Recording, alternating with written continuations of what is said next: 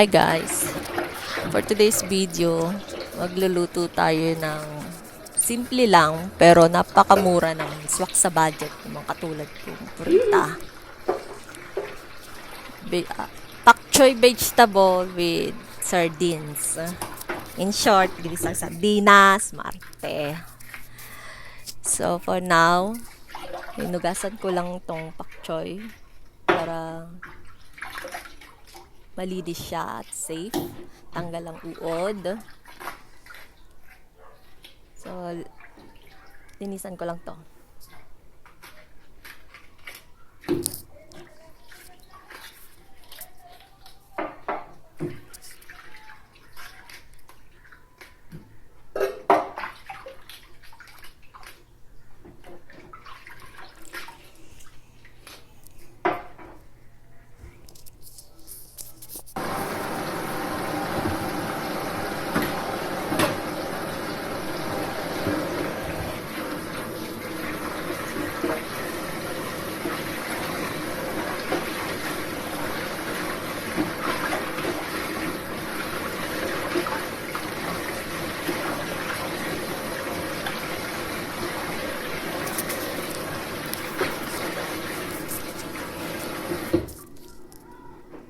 Okay, so let's start. Gayatin ng sibuyas. Actually, yung ingredients ipinost ko na lang dun sa kaunahan na.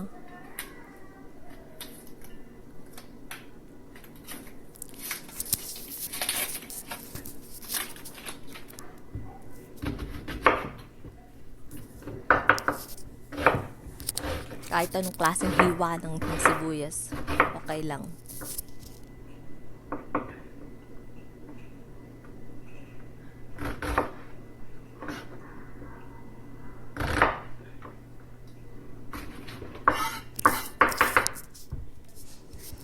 Kamatis. Tomato.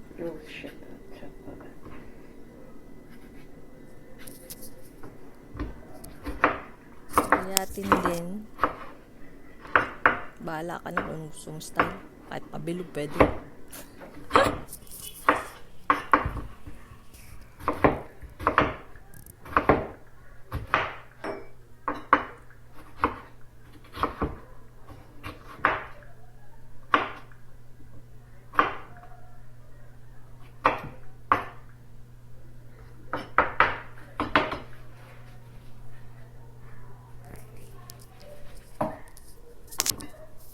Gayatin ng garlic or bawang.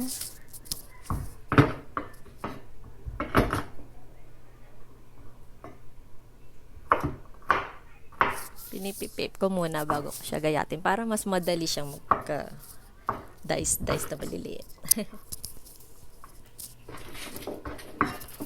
Okay. Set aside ng basura. Tapon agad para di makalat. Then let's clean the can ng sardinas kasi kung minsan may kalawang na siya. Dapat lagi malinis para safe.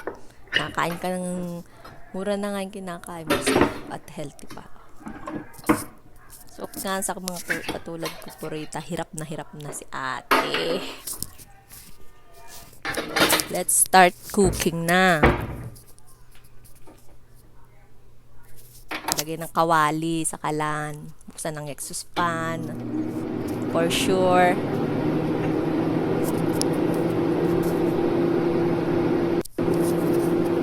Lagay ng mantika. Konti lang. Kahit hindi na kailangan ng mantika, pero mas gusto pa rin maglagay ng mantika.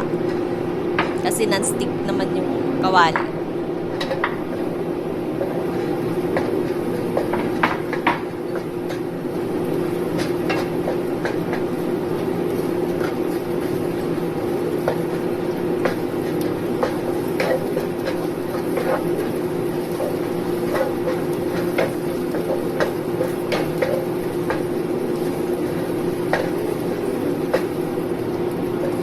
Bawang. Unahin na sibuyas sa pagigisa, sunod ang bawang. Sunod ang kamatis.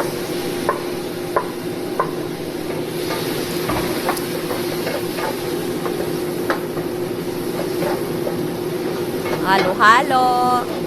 Ba't iba?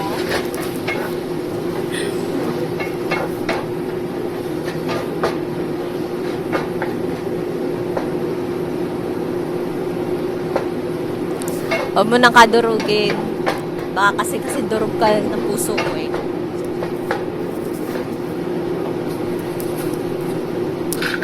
Salamat. Lagyan ng salt.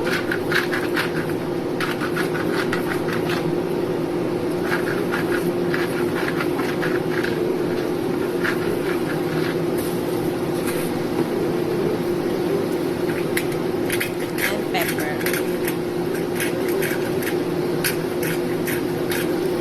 Kung wala kang ganito, kahit bumili ka na lang sa tindahan, tig-piso, pwede na.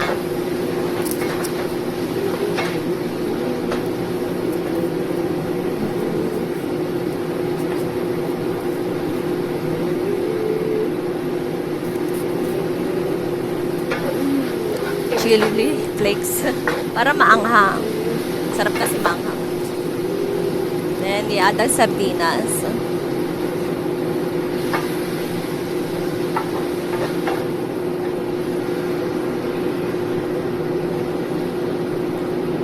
Hindi po sponsor yung sardinas Ligo. Baka naman, pwede din. Ligo sardines. Then takpan. Hayaan mo kumulo.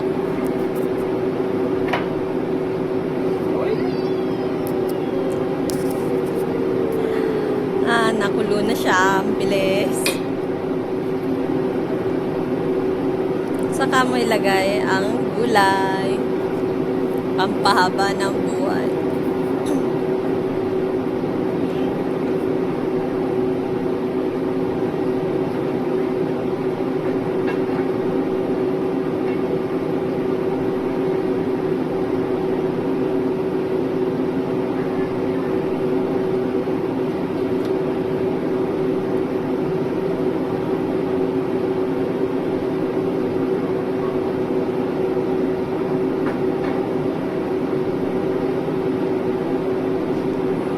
Takpan, pakuluin. Mga 2 to 3 minutes lang okay na yan. Kasi mapangit naman masyado overcook ang gulay.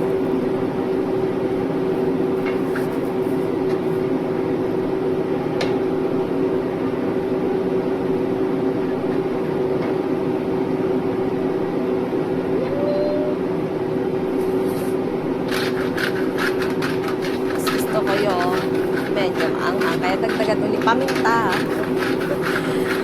Budbud mo lang lahat. Panodo na. Sin.